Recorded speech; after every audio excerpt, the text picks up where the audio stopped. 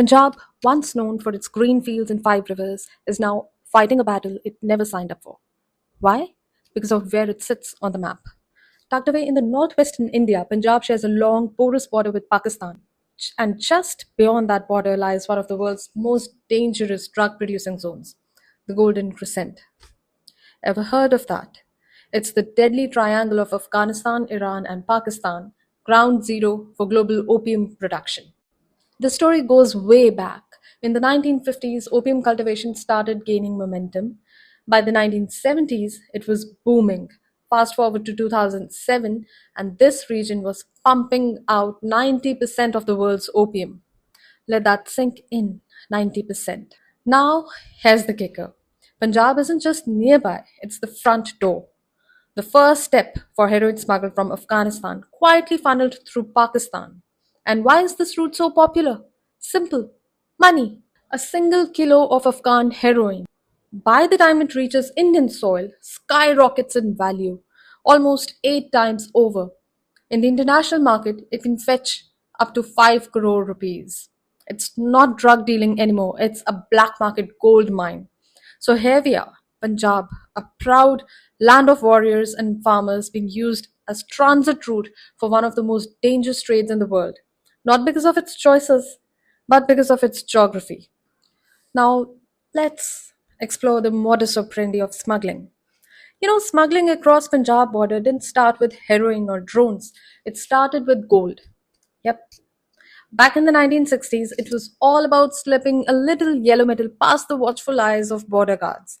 But then gold got old, and something far more addictive and profitable took its place: narcotics, heroin, smack. And that's when the game changed. Slowly, smuggling became more than just a crime.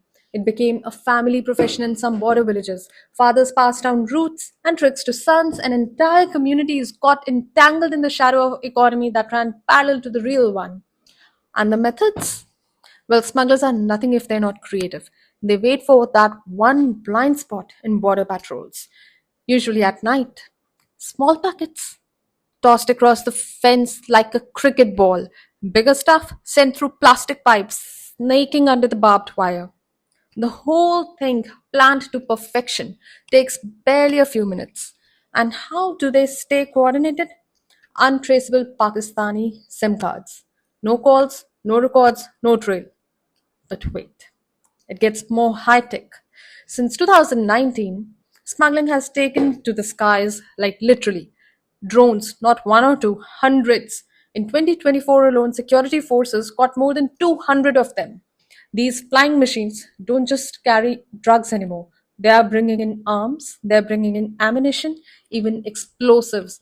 They fly low, stay silent, and are designed to vanish into the night sky before anyone even notices.